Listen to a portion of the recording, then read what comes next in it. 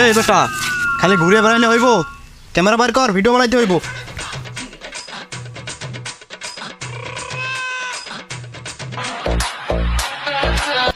পরিবার ও ছোট ছেলে মানে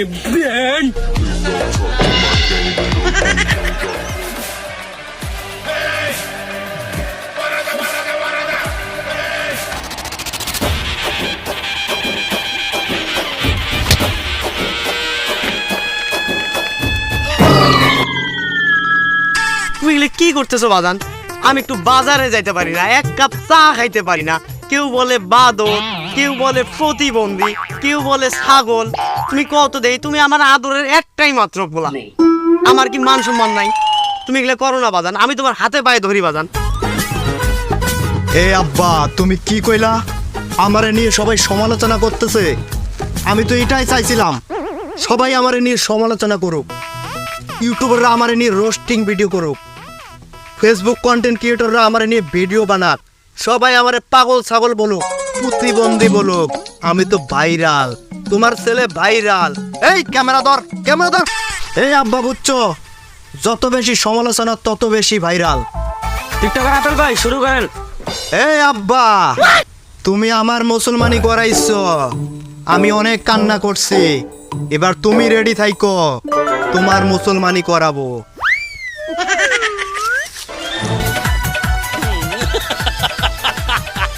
আর আপেল ভাই আপনার আব্বা তো অজ্ঞান হয়ে গেছে, এটা হলো একটা টিকটক হয়ে যাক। ক্যামেরা অন কর। হ্যালো গাইস, আপনারা দেখতে পাচ্ছেন আমার আব্বা আমার ভিডিও দেখে হয়ে গেছে অজ্ঞান, কারণ আমি নেই না কারো কাছে জ্ঞান। তাই আপনারা সবাই ভিডিওটি লাইক করেন, শেয়ার করেন, কমেন্ট করেন, সাপোর্ট করলে সাপোর্ট পাবেন 100%। আমি টিকটকার আপেল, আমার কাছে নাই কারো বেল। সুপ্রিয় দর্শক, এই মুহূর্তে দেখতে পাচ্ছেন আমরা আছি খোলা ময়দানে, কারণ আমাদের স্টুডিওর এসি হয়ে গেছে নষ্ট। আজকে আমাদের স্টুডিওতে উপস্থিত হয়েছেন দেশের দুই বড় রাজনৈতিক দলের বড় বড় দুই নেতা, যারা মারমুখী ভঙ্গিতে বসে আছেন। এখন দেখব তারা কি বলে। আসুন তাহলে আমরা প্রথমেই যাব মিস্টার কানকাটা জাহাঙ্গীরের কাছে। আপনি কিভাবে এই ক্ষমতাসীন দলে যোগ দিলেন এটা বলুন। এই কান কাটা জাহাঙ্গীর মানে? আমার কি কান কাটা দেখ? আরে ওর কান আগে কাটা আছিল, অপারেশন করে ভালো বানাইছে, এখনো কাটার দাগ আছে। এই তুমি ওরা চুপ করতে বলো। ওই যে চাল চুরি করে মানুষের গণদোলাই খাইছে, এই বিষয়ে কি তার কোনো ধারণা আছে? আচ্ছা, আপনি এই পলিটিক্সে কিভাবে যোগ দিলেন সেটা বলুন।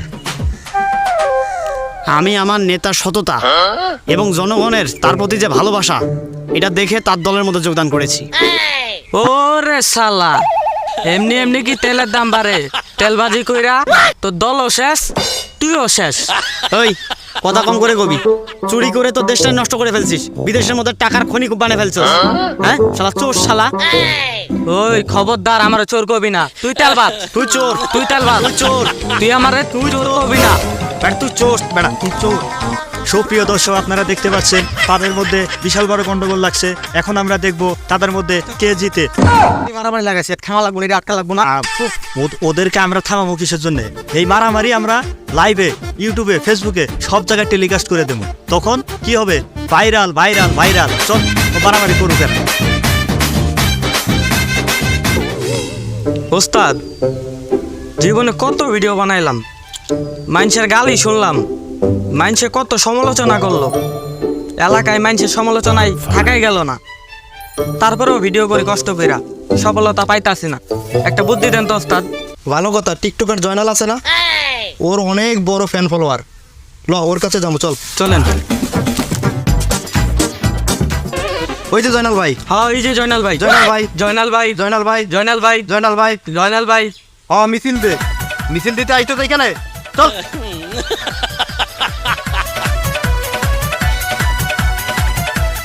ভাই আসসালামু আলাইকুম। আসসালামু আলাইকুম ভাই। ওয়ালাইকুম আসসালাম। হ্যাঁ বলো।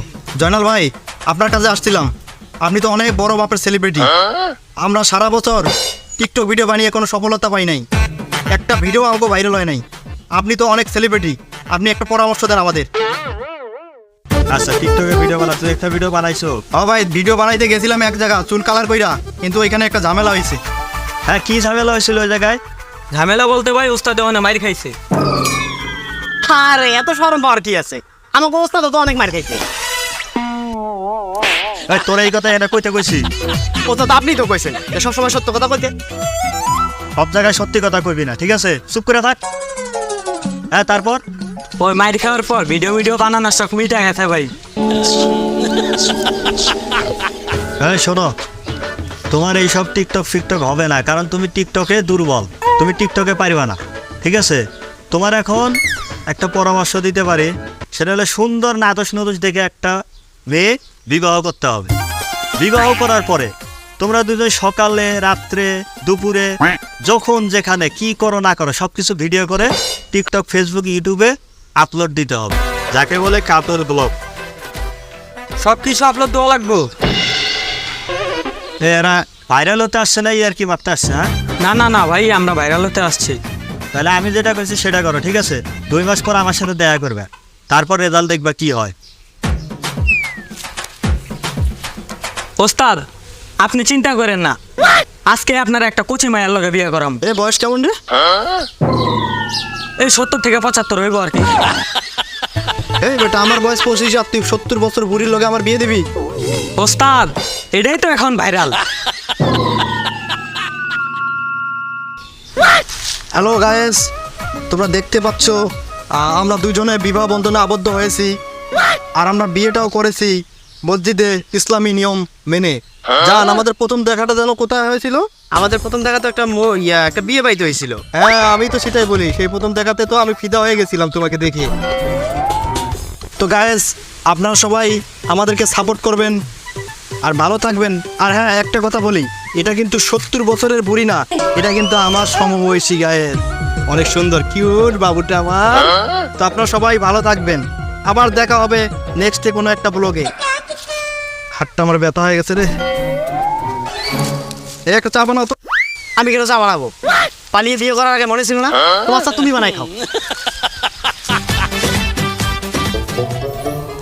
জান, আমাদের চ্যানেলের ভিউ তো দিনে দিনে কমে যাচ্ছে, আমাদের ইনকামও কমে যাচ্ছে, তাহলে আমরা খাবো কি, পরবো কি, এখন ভিউ কেমনে বাড়বে আমি তো বুঝতেছি না। তাহলে একটা কাজ করো, কি? বড় বড় ইউটিউবারদেরকে বলো আমাদের ভিডিওগুলা আমাদেরকে নিয়ে যেন রোস্ট করে, আমাদেরকে নিয়ে যেন সমালোচনা করে, তাহলে কাজ হবে। পুরো আমার তো বাকি রে, পুরো ধাক্কা একটা আইডিয়া দিছো তুমি। আমার একটা বন্ধু আছে, সে সেলিব্রিটি, অনেক বড় ইউটিউবার, তার ফোন দিতেছি, খারাপ। হ্যাঁ, দাও, এখনই দাও।